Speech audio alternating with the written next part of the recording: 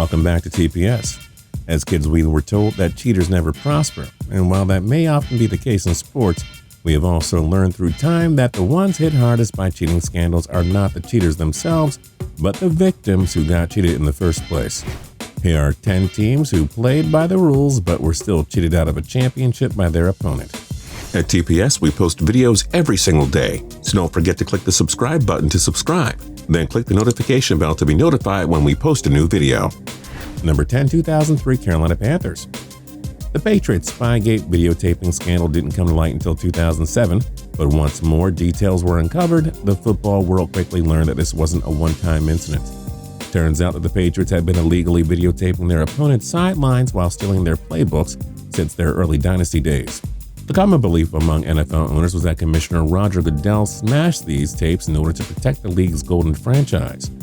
One team that was a serious victim, the 2003 Carolina Panthers, who became the ultimate feel-good underdog story when they marched into Super Bowl 38, taking on Tom Brady and the mighty Pats.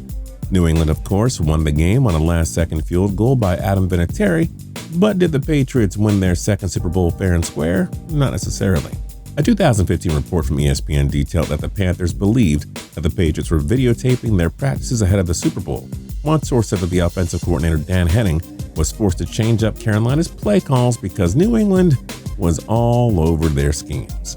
And for what it's worth, former Carolina fullback Brad Hoover concurred with Henning, believing in his heart that the Pats were guilty. Hoover also explained how the Panthers had to completely change their game plan and that Carolina put up more second-half points once they made the change. He's right. Carolina only had 10 points at halftime, but they put up 19 the rest of the way.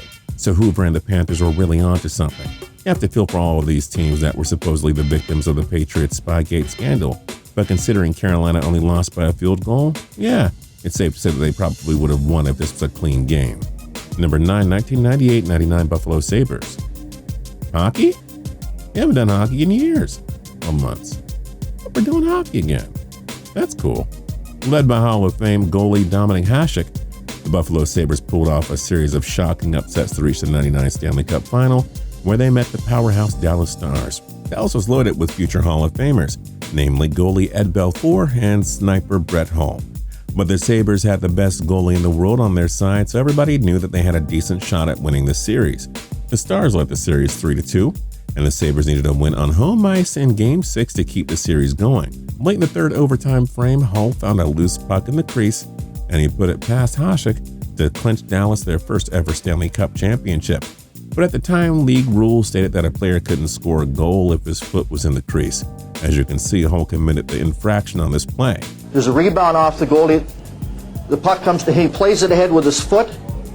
The goal wasn't reviewed, so Hull cemented his place in hockey lore with an asterisk right beside his '99 Stanley Cup championship. Those poor Sabres and their fans never really recovered, and they've been among the NHL's worst teams over the past 2 decades. Number 8, non-doping Tour de France competitors, 99 through 2005. American cyclist Lance Armstrong was a true national hero and legend, having survived testicular cancer before launching his Live Strong Foundation. Armstrong claimed first place in the Tour de France every year from 99 to 2005, cementing himself as one of the all-time great cyclists and American athletes. He was an icon in all of our eyes. Armstrong, quite frankly, could do no wrong. But in a shocking and unforgettable 2013 interview with Oprah Winfrey, Armstrong admitted to doping during his cycling career, adding that he crossed the line for the final time in 2005. That was the same year he won his final Tour de France. Armstrong had all 7 of his Tour de France titles revoked, as well as his winnings from August 1998 onward. And so you can't help but feel for all the other cyclists that lost to Armstrong, especially Jose Papaloki of Spain. He finished 3rd in 2000 and 2001 and 2nd in 2002.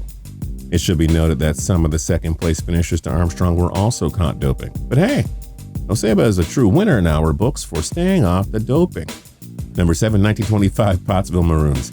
The Chicago Cardinals' names appear on the 1925 NFL Championship controversy, but here we are almost a century later, and there are still many who challenge the notion of the Cardinals being the rightful champion. The Cardinals were awarded the league championship after posting an 11-2-1 regular season record, while the Maroons went 10-2. However, Pottsville defeated Chicago 21-7 in their final game of the regular season, and many believe the Maroons had established themselves as the better team. The Maroons had played an exhibition game on the territory of the Frankfurt Yellow Jackets, which was heavily forbidden by the league rules. Pottsville protested and claimed that the league had given them the green light to play the exhibition contest. But Commissioner Joseph Carr wouldn't have any of it, and the Maroons were removed from the league, thus paving the way for the Cardinals to win the 1925 NFL championship. Maybe it was a big no-no at the time, but should a team really have its championship dreams taken away because they played a meaningless exhibition game? NFL owners voted on a choice to reopen the case, but 30 of 32 turned it down.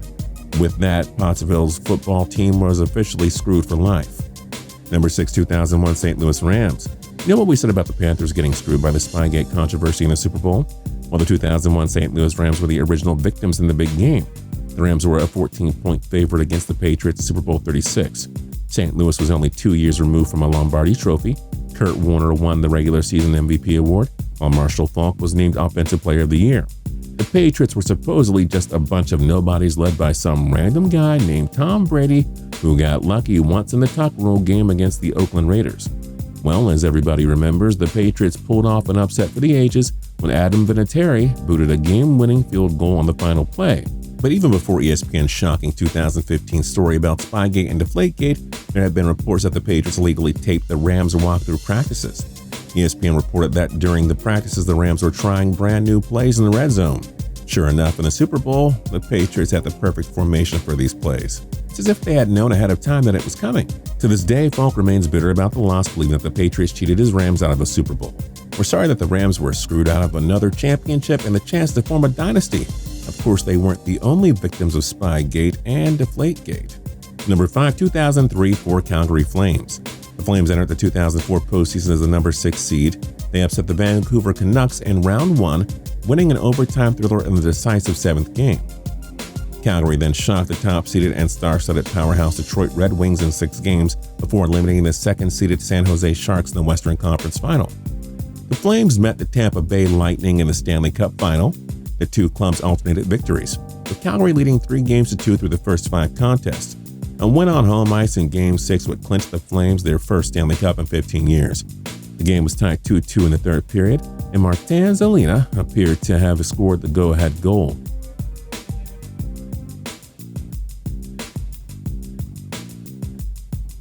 But play continued, with the officials opting not to conduct a replay. The Lightning went on to win Game 6 in overtime, and they won 2-1 in Game 7 to clinch their first Stanley Cup.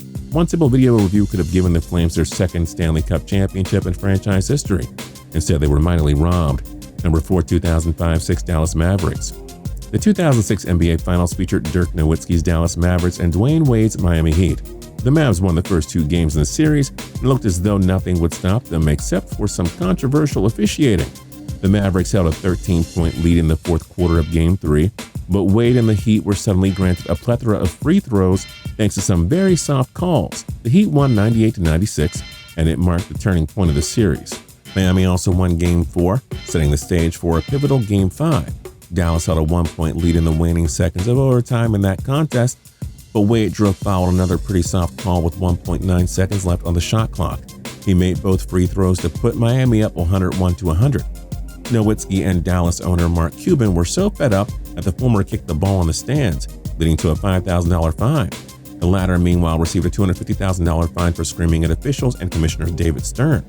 Miami went on to clinch the championship in Game 6. Although if the officials didn't blow so many calls, Dallas would have probably finished it in 5. Even disgraced NBA official Tim Donaghy claimed that the Mavs got screwed in 2006, accusing the league of manipulating the finals. On the bright side, Dirk's Mavericks repaid the favor and defeated Miami in the 2011 NBA Finals, but still, 2 rings would have been way better than 1. Number 3, 1919 Chicago White Sox. The White Sox met the Cincinnati Reds in the 1919 World Series. Sadly, this series is remembered for all the wrong reasons, due to the selfishness of 8 players who forever changed the game. 8 White Sox players were successfully bribed by gamblers to throw the World Series. This included the franchise star Shoeless Joe Jackson. The throwing of the series included the White Sox pitchers intentionally hitting Reds batters and committing errors on routine defensive plays. The 1919 World Series was a best of 9, and the Reds closed out the Fall Classic in 8 games. After it was discovered that each of these 8 players had thrown the series, they were each left with lifetime bans from MLB Commissioner Kennesaw Mountain Landis, forever tarnishing their legacies. The rest of the White Sox who weren't bribed were simply cheated out of a championship. It's that simple. And there's the reason why Cooperstown refused to allow shoeless Joe Jackson to the Hall. Number 2, 2005 Seattle Seahawks. Led by MVP running back Sean Alexander, the Seahawks won their first ever NFC Championship, setting the stage for a Super Bowl 40 showdown with the Pittsburgh Steelers. But the Seahawks were on the wrong side of many terrible, game-changing calls by the officials. It all started in the first quarter when Darrell Jackson's touchdown was called back due to a tacky offensive pass interference call. Seattle had to settle for a field goal instead. Ben Roethlisberger scored on a 1-yard touchdown run to put the Steelers ahead late in the first half. But after observing the replay, it looked as though Big Ben didn't ever cross the plane. And after he tossed a costly interception in the fourth quarter, Seattle quarterback Matt Hasselbeck was penalized for an illegal block below the waist. Even Al Michaels and John Madden were shocked by the horrendous call. Pittsburgh won the game 21-10, capturing their 5th Super Bowl championship. 4 years later, Bill Levy, the lead official for Super Bowl 40, apologized to the Seahawks and acknowledged the mistakes his crew made. At least Seattle got some closure when they won Super Bowl 48 8 years later, but it doesn't change the fact that they were totally cheated out of a championship against the Steelers. And number 1, 2017 and 18 Los Angeles Dodgers. We are placing them number 1 because no team in history has been robbed in a championship game or series in back-to-back years. The Dodgers lost to the Houston Astros in the 2017 World Series, losing Game 7 on their own field by a final score of 5-1. A year later, the Dodgers returned to the World Series, but they were no match for the powerhouse Boston Red Sox. This time, the Dodgers were crushed with relative ease in 5 games. But as it turns out, the Dodgers didn't really choke, and they weren't exactly outplayed in either series. They were just the only ones playing it clean. Former Astros pitcher Mike Fiers told The Athletic that his team had an unlawful camera system set up to steal signs from opposing teams. An MLB investigation found that Houston indeed went to great lengths to break the rules, and Commissioner Rob Manfred dropped the hammer on these guys big time. Manager A.J. Hinch and GM Jeff Luhnow received year-long suspensions, but Astros owner Jim Crane took it a step further by firing the both of them. Alex Cora was the mastermind behind the entire cheating scandal, having worked as Houston's bench coach in 2017. A year later, he was manager of the Red Sox, leading them to a World Series in 2018. Turns out the Red Sox were also on a sign-stealing scheme during the 2018 season. As a result, the decision was made for the Red Sox to part ways with Cora several weeks before the start of spring training in 2020. So there you have it. The Dodgers lost back-to-back World Series to blatant cheaters, with Cora serving as a centerpiece of this shady scheme. You have to feel bad for the Dodgers and their fans who have experienced more playoff heartbreak than just about any other team. What other sports teams were cheated out of championship glory? Let us know your thoughts in the comment section down below. And don't forget to like, comment, and subscribe. We'll see you guys next time.